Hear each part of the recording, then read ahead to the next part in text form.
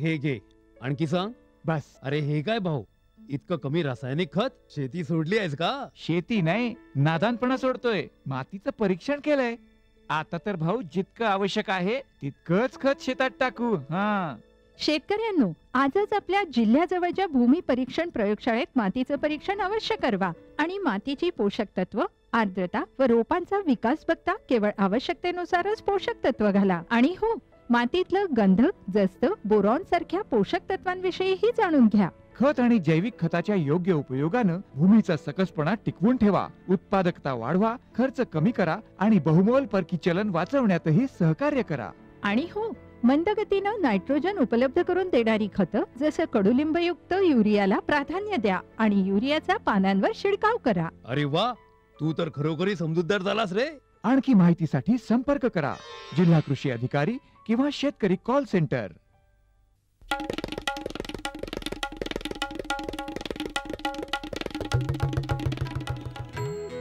मामी, मी शाळेला जाते बरं. शाळेला? अगं, पण लग्नाच्या वक्ताला तू शिकलेली आहेस म्हणून सांगितलं होतं की. अव मामी, फार्म स्कूलला जातीये शेतीच्या नव्या नव्या गोष्टी शिकाया. तुम्ही बी चला की. फार्म स्कूल, जिथे शेतकऱ्यांना पिकांचा उपज वाढवायच्या सर्व गोष्टी शिकवल्या जातात. जसं मातीच्या पोतानुसार कोणती खतं योग्य आहेत, कोणती बियाणं आणि गरजेनुसार कोणती कीटकनाशकं उत्तम आहेत. खर्च बेताचा, लाभ मोलाचा.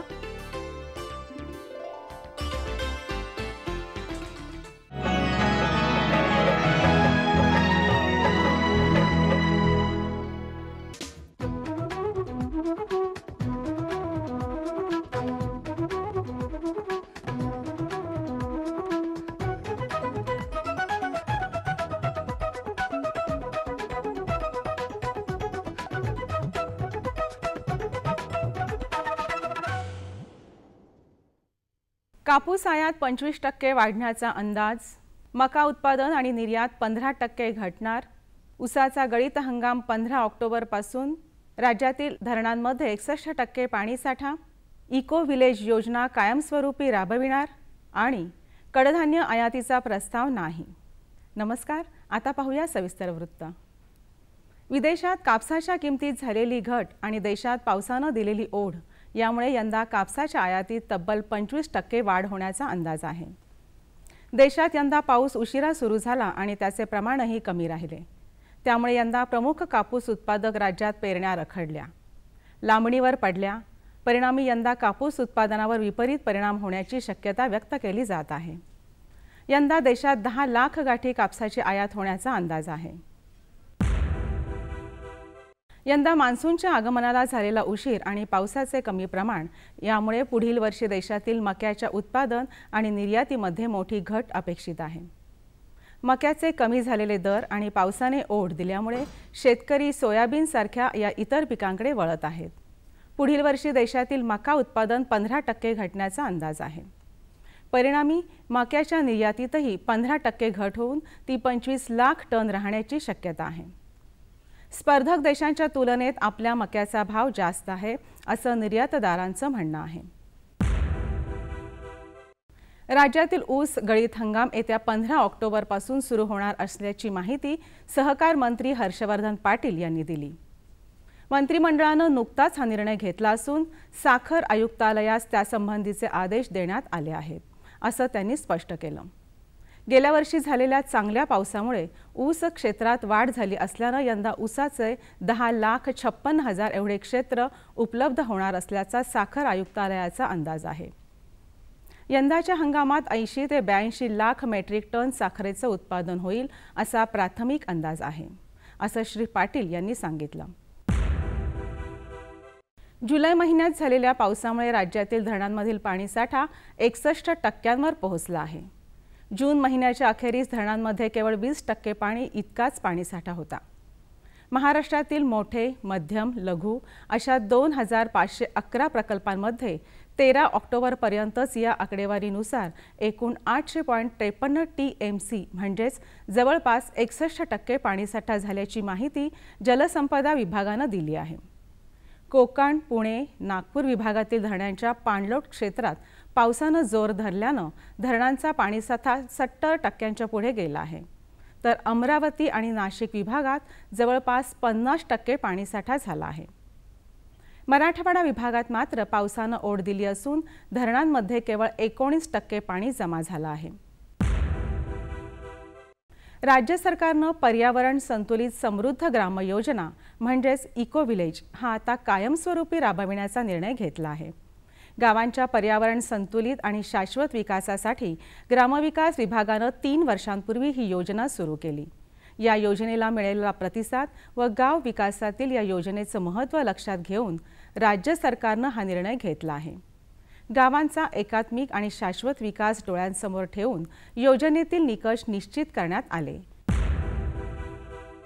पावसानं ओढ दिल्यामुळे निर्माण झालेल्या स्थितीच्या पार्श्वभूमीवर कडधान्य आयातीचा कोणताही प्रस्ताव नाही असं केंद्र सरकारनं संसदेत स्पष्ट केलं. कडधान्यांच्या किमती नियंत्रणात राहाव्यात आणि त्यांचा पुरवठा वाढावा यासाठी सरकारनं याआधीच अनेक उपाययोजना हाती घेतल्या आहेत असं सांगण्यात आलं. आयात शुल्कात घट, निवडक कडधान्यांच्या निर्यातीवर बंदी असे उपाय सरकारनं योजले आहेत. केंद्रीय अन्न पुरवठा राज्यमंत्री रावसाहेब दानवे यांनी एका प्रश्नाच्या लेखी उत्तरात ही माहिती दिली. भाताच्या पुनर्लागवडीनंतर 1 महिना झालेलं पीक कमाल फुटवे येण्याच्या अवस्थेत असल्यानं नत्र खताचा दुसरा हप्ता प्रति गुंठा 870 ग्रॅम युरियाच्या स्वरूपात द्यावा. तत्पूर्वी भात खाचरातील तणांची बेणणी करावी व शेतातील पाणी काढून टाकावं. खत दिल्यानंतर पाणी बांधून घ्यावं. शेतातील पाण्याची पातळी 5 सेंटीमीटरपर्यंत ठेवावी.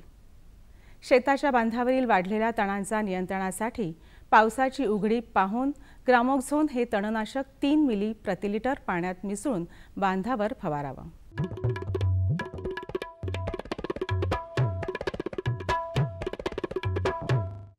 आता बघूया सोलापूर कृषी उत्पन्न बाजार समितीचे काही बाजारभाव प्रति क्विंटलमध्ये. गहू कमाल 2625 रुपये, किमान 1500 रुपये. ज्वारी कमाल 2450 रुपये, किमान 2323 रुपये. तांदूळ कमाल 5500 रुपये, किमान 2100 रुपये. तूर कमाल 5100 रुपये, किमान 5100 रुपये. चिकू कमाल 100 रुपये, किमान 100 रुपये.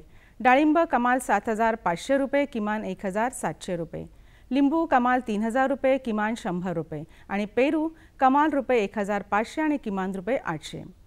कृषी बाजारभाव विषयक अधिक माहितीसाठी www.agmarknet.nic.in किंवा www.msamb.com ह्या संकेतस्थळाला भेट द्या.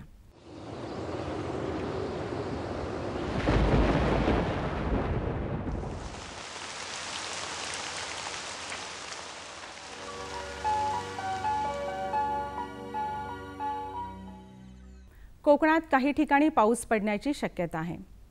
येत्या 48 तासात मध्य महाराष्ट्र, मराठवाडा आणि विदर्भात तुरळक ठिकाणी पाऊस पडण्याची शक्यता असून त्यानंतर काही ठिकाणी पाऊस पडण्याची शक्यता आहे.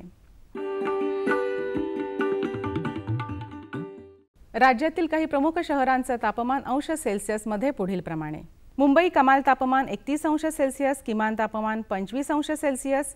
पुणे कमाल तापमान 30 अंश सेल्सिअस, किमान तापमान 21 अंश सेल्सिअस.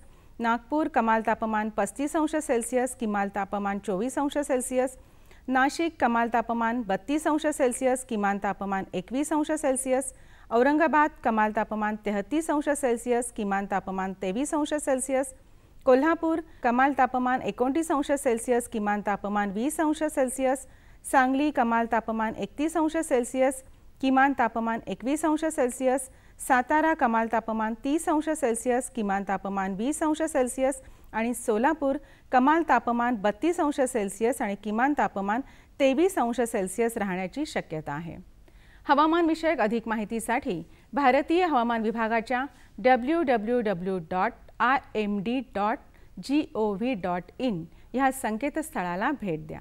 या होत्या आजच्या कृषी वार्ता. पुन्हा भेटूया पुढील भागात. तोपर्यंत नमस्कार.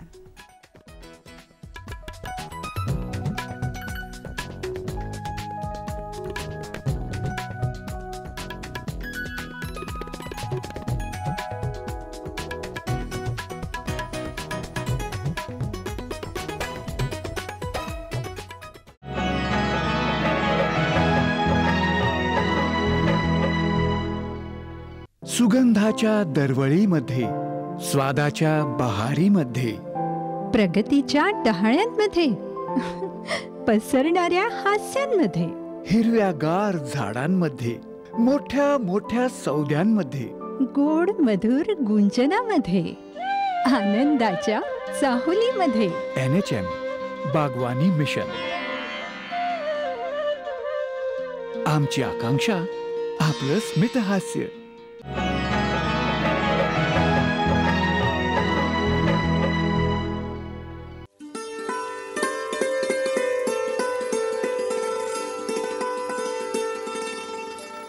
गेल्या काही वर्षात आपल्या देशात दर्जेदार आहाराविषयी जागृती वाढली आहे. त्यामुळेच रोजच्या आहारात तेल कोणतं वापरावं याचाही आपण विचार करतो. त्यामध्ये प्रामुख्याने सूर्यफूल तेल हे आरोग्यासाठी हितकारक असतं. या तेलाच्या वापरामुळं हृदयाशी संबंधित आजार टाळता येतात. सूर्यफूल तेलाच्या वाढत्या मागणीमुळेच शेतकऱ्यांना सूर्यफुलाचे उत्पादन घेणं कधीही फायदेशीर ठरतं. या पिकाची लागवड कोणत्याही हंगामात करता येते. सूर्यफूल या पिकाची लागवड भारतात 1969च्या सुमारास सुरू झाली. रशियातून हे पीक भारतात आलं. महाराष्ट्रात या पिकाचे क्षेत्र 11% इतकं आहे.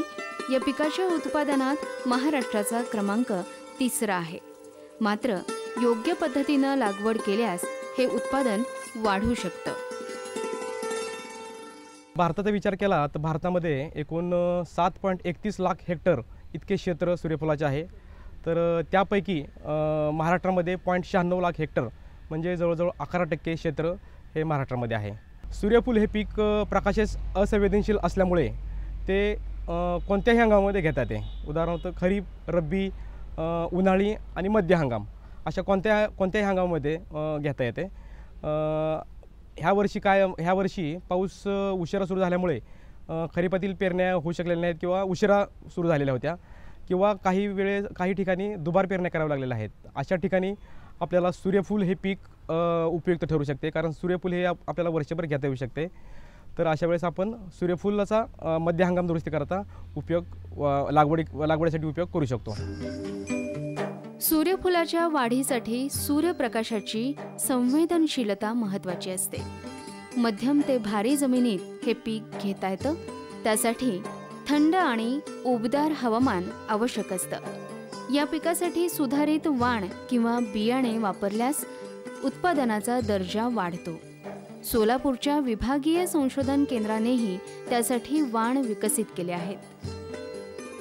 बीज प्रक्रियेमुळे किडीचा धोका टाळता येतो. सूर्यफुलाची पेरणी कोणत्याही हंगामात करता येते. मात्र विशिष्ट काळात पाऊस टाळून पेरणी केल्यास उत्पादकता वाढवता येते. लागवडीवेळी 2 रोपातील अंतर योग्य असावं. सरी ओरंबा पद्धतीमुळे बियाणे कमी लागते. सूर्यफुलाकरता जी जमीन आहे ती मध्यम ते भारी प्रकारची जमीन त्यासाठी आवश्यक आहे. त्यासाठी मुरमाड किंवा जांभ्या मातीची जमीन किंवा आम्लयुक्त जमीन लागवडीसाठी घेऊ नये. त्यामध्ये सूर्यफुलाची वाढ चांगल्या प्रकारे होत नाही. तसेच जर भारी जमिनीमध्ये पाणथळ जागा असेल किंवा चोपण जमीन असेल तीही सूर्यफुलाच्या लागवडीसाठी उपयुक्त नाही. अशा वेळेस अशी जमीन पाणथळ किंवा चोपण जमीन टाळावी. सूर्यफुलाच्या हवामानाच्या गरजा अशा विस्तृत आहेत, कारण सूर्यफूल हे कोणत्याही ऋतूमध्ये हंगामामध्ये घेता जरी येत असले तरी त्यासाठी थंड हवामान उगवणीच्या वेळेस आणि रोपावस्थेच्या वेळेस थंड हवामान असणे गरजेचं आहे. त्यानंतर रोपावस्थे ते फुलावस्थेच्या दरम्यान उबदार हवामान असणे गरजेचं आहे. तर ज्यावेळेस सूर्यफुलाची फुलावस्था येते त्यावेळेस पाऊस नसणे आणि ढगाळ हवामान नसणे हे अत्यंत गरजेचं आहे. कारण पाऊस जर असेल आणि ढगाळ जर असेल तर परागकण धुवून जाण्याची दाट शक्यता असते आणि परागीकरण व्यवस्थित न होता बियाणे भरत नाही किंवा पोचट राहते. सूर्यफुलाच्या संकरित आणि उन्नत वाणाचा जर विचार केला तर सूर्यफुलाकरता मॉर्डेन EC 68414, SS 56, भानू, LSF 8 आणि DRSF 108 हे उन्नत वाण सध्या उपलब्ध आहेत. यामध्ये मॉर्डन हा EC 68414 हा वाण सर्वात अगोदर रशियामधून आपण आणलेला होता. हा जास्त तेलाचे प्रमाण असलेला वाण आहे. त्यानंतर मॉर्डेन हा जो वाण आहे हा बुटक्या जातीचा असून याची उत्पादन क्षमता जास्त आहे. त्यानंतर विभागीय कृषी संशोधन केंद्र सोलापूर या ठिकाणाहून सन 1988 साली SS56 हा सुधारित वाण या संशोधन केंद्राने विकसित केलेला आहे. त्याचं उत्पादन साधारणतः 10 ते 12 क्विंटल प्रति हेक्टर इतकं आहे.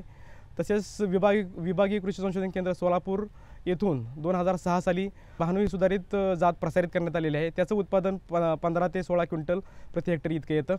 त्यानंतर सूर्यफुलासाठी बीज प्रक्रिया करणं अत्यंत गरजेचं आहे. कारण पेरणीपूर्वी जर बियाण्यास आपण बीज प्रक्रिया केली तर भविष्यामध्ये होणारे जे रोग आहेत, बुरशीपासून होणारे जे रोग आहेत आणि जे कीड आहे ते आटोक्यात राहू शकते.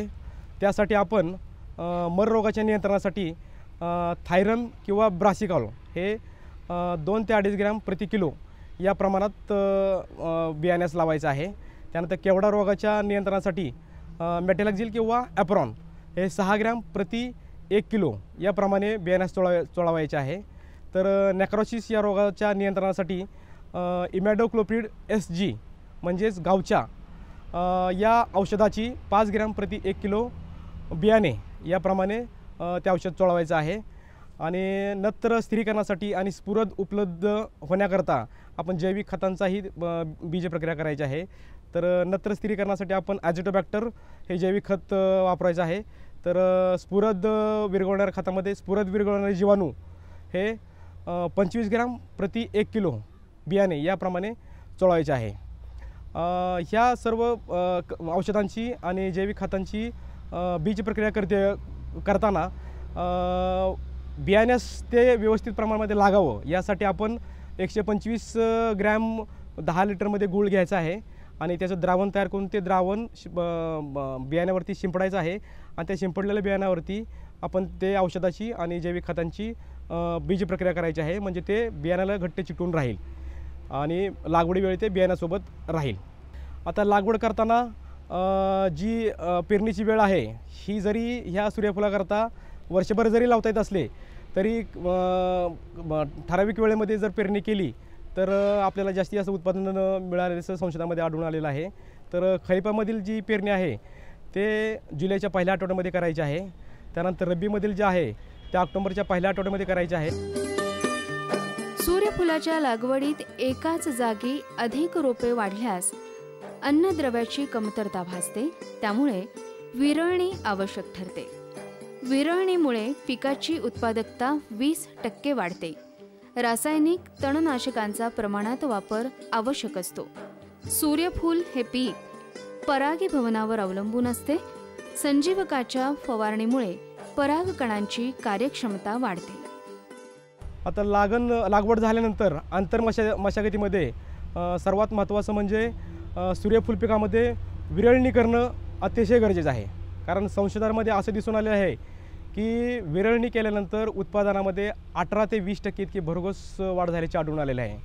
आपण जर त्या पिकामध्ये विरळणी जर केली नाही, जर एकाच जागेवरती 2 आणि 3 रोपं जर वाढले तर त्या रोपांची एकमेकास प्रतिस्पर्धा सुरू होते अन्नद्रव्यासाठी आणि उपलब्ध ओलावा वापरण्यासाठी. म्हणून एका जागेवरती एकच रोप ठेवून आपल्याला विरळणी करायची आहे. विरळणी करण्यासाठी आपल्याला 2 रोपांमध्ये 30 सेंटीमीटर अंतर ठेवायचं आहे. तर 30 सेंटीमीटर अंतर ठेवून विरळणी आपण 10 ते 15 दिवसांनी पेरणीनंतर विरळणी करायची आहे.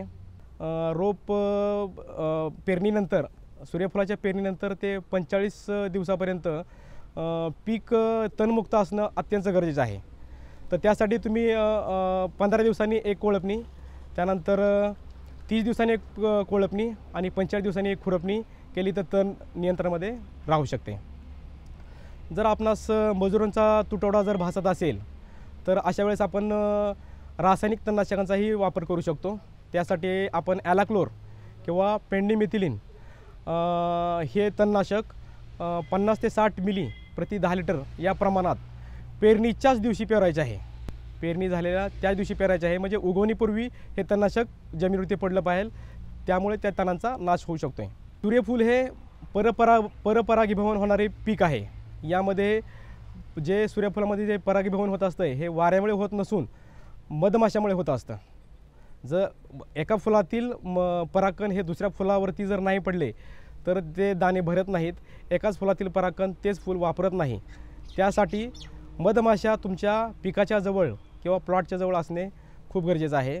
जर मधमाशांचं प्रमाण कमी असेल तर अशा वेळेस हेक्टरी 4 ते 5 मधमाशांच्या पेट्या आपल्या शेताजवळ ठेवायच्या आहेत.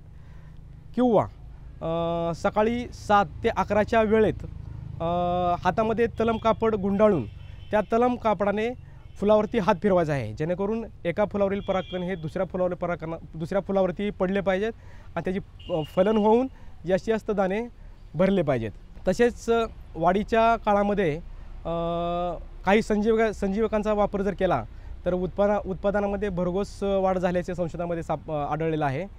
तर सूर्यफुलाचे पीक ज्यावेळेस फुलांमध्ये असेल त्यावेळेस तुम्ही नॅफ्थेलिन ॲसिडिक ॲसिड हे 20 ppm चे द्रावण तयार करून साधारणतः 45 व 55 दिवसांनी फवारणी केली असता फुलातील दाणे भरण्याचे व दाण्यातील भरीवपणा वाढण्याचे प्रमाण आढळून आलेलं आहे. तसेच आपण सूर्यफुलाचे पीक हे फुलरीमध्ये असताना जर 0.2% बोरांची फवारणी जर केली तर फुलातील परागकणांची कार्यक्षमता वाढते. परागकणांची कार्यक्षमता वाढल्यामुळं फलनक्षमता त्या फुलांची वाढते व दाणे भरण्याचे प्रमाण जास्त वाढते. सूर्यफुलावर तुडतुडे, पांढरी माशी, मावा असे रोग पडतात. त्यासाठी नत्र, स्फुरद, निंबोळी अर्क यांचा वापर योग्य प्रमाणात करावा. किडीचे नियंत्रण केल्यास उत्पादनातील घट टाळता येते. ज्यावेळेस आपल्याला पाणी एकच पाळी उपलब्ध असते तर अशा वेळेस आपण जी फुलर अवस्था आहे साधारणतः 55 ते 65 दिवसांनी जी फुलर अवस्था येते अशा अवस्थेमध्ये आपण ते एक पाणी दिलं पाहिजे. ते अत्यंत संवेदनशील अवस्था आहे. जर दोन पाण्याच्या पाळ्या उपलब्ध असतील तर आपण 65 फुलोर अवस्था आणि दाणे भरण्याची अवस्था अशा 2 अवस्थेमध्ये हे पाणी दिलं पाहिजे. त्यानंतर रासायनिक खताचा वापर करणं गरजेचं आहे. पेरणीपूर्वी जमिनीमध्ये 7 ते 8 टन शेणखत प्रति हेक्टरी आपण पूर्व मशागतीच्या वेळेस जमिनीमध्ये टाकायचं आहे. तर आणि नंतर जो रासायनिक खताचा मात्रा आहे ती पेरणीवेळी साधारणतः कोरडवाहूसाठी 50 किलो नत्र, 25 किलो स्फुरद आणि 25 किलो पालाश अशी आहे. तर बागायतीसाठी 60 किलो नत्र, 30 किलो स्फुरद आणि 30 किलो पालाश इतके आहे. त्यानंतर सूर्यफुलावरती जी पडणारी कीड आहे त्या किडीमुळेही सूर्यफुलाच्या पिकामध्ये जवळजवळ 40 ते 45% नुकसान झाल्याचं आढळून आलेलं आहे. तर ही कीड नियंत्रण करणं अत्यंत गरजेचं आहे. सूर्यफुलावरती साधारणतः रस शोषणाऱ्या किडी, पाने खाणाऱ्या किडी आणि स्तबक पोखरणारी अळी असे मुख्यतः किडी पडतात. तर रस शोषणाऱ्या किडीमध्ये तुडतुडे, पांढरी माशी, फुलकिडे आणि मावा या किडी रस शोषणाऱ्या किडीमध्ये आढळतात. तर या किडींच्या नियंत्रणासाठी आपण एकतर मुळात नत्राची मात्रा कमी द्यायची आहे, कारण नत्राची मात्रा आपली जर पिकाला जास्त प्रमाणात झाली तर हे पीक आपलं रस शोषणाऱ्या किडींना बळी पडतं. यासाठी नत्राची मात्रा हे सांगितलेल्या शिफारस मात्रेप्रमाणेच मात्रे इतकीच द्यावी. तसेच रस शोषणाऱ्या किडींचा प्रादुर्भाव आढळायला लागल्यास आपण 5% निंबोळी अर्क किंवा 5% करंज तेल याची फवारणी घ्यायची आहे. तसेच ती कीड रस शोषणारी कीड जर जास्त प्रमाणात वाढली तर त्यासाठी आपल्याला इमॅडोक्लोप्रिड SL म्हणजेच बाजारामध्ये कॉन्फिडर यामध्ये उपलब्ध आहे. तर कॉन्फिडर अधिक डायम्युथेट या 2 कीटकनाशकांचा फवारण्यासाठी उपयोग करायचा आहे. यासाठी कॉन्फिडर 3 मिली आणि डायम्युथेट 10 मिली असं 10 लिटरसाठी प्रमाण तयार करायचं आहे आणि त्याची फवारणी 15 दिवसानंतर 2 वेळा करायची आहे. याच्यामुळे रस शोषणाऱ्या किडी नियंत्रणामध्ये राहतात. त्यानंतर पाने खाणाऱ्या किडी यामध्ये स्पोडोप्टेरा अळी, त्यानंतर केसाळ अळी आणि उंटाळी या प्रामुख्याने किडी आपल्या सूर्यफुलावरील पाने खाताना आढळतात. तर या किडीच्या नियंत्रणासाठी या किडी पानाच्या मागच्या बाजूने अंडी घालतात आणि त्यामध्ये केसाळ असे आवरण ठेवतात.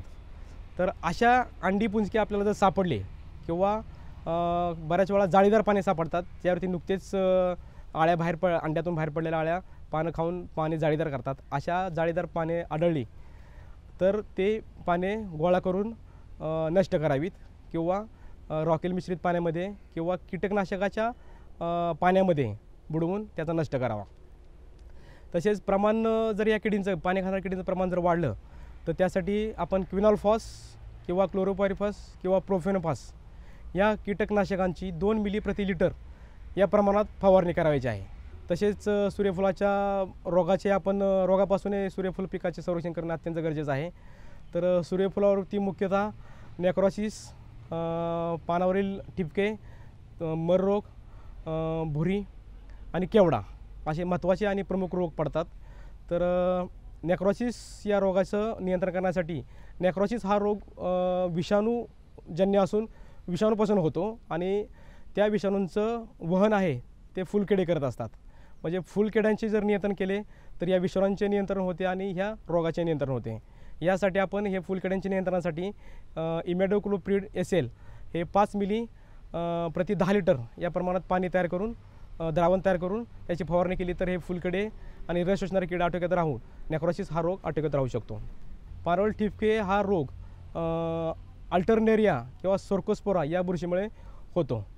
तर यामध्ये ह्या पानावरती असे छोटे छोटे गोल ठिपके पडलेले असतात. जर याचा प्रादुर्भाव वाढला तर हे ठिपके मोठ्या पट्ट्यामध्ये रूपांतरित होऊन पानं सुकण्याचा आणि पाणी वाळण्याचा संभव असतो आणि झाडंही मरण्याचा संभव असतो. या रोगाच्या नियंत्रणासाठी आपण सुरुवातीला जर बीज प्रक्रिया केली तर हा रोग पुढे संभाव्य होत नसतो.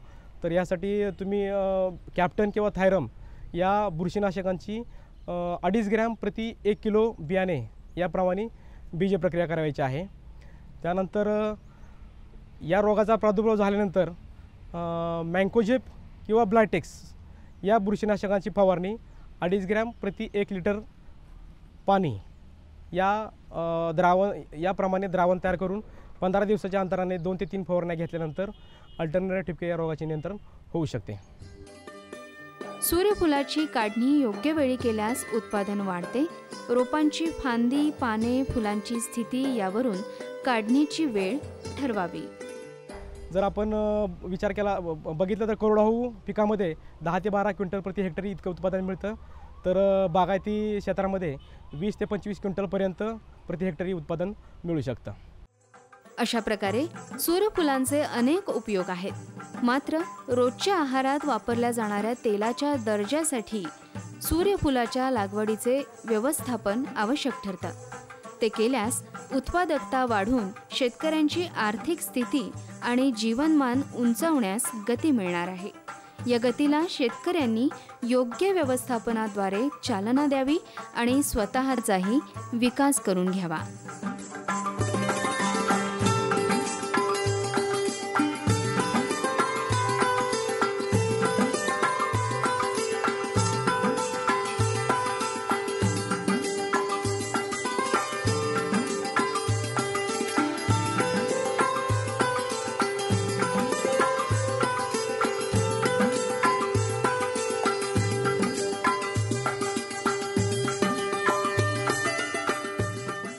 आमचा पत्ता निर्माता कृषी दर्शन, दूरदर्शन केंद्र पुणे.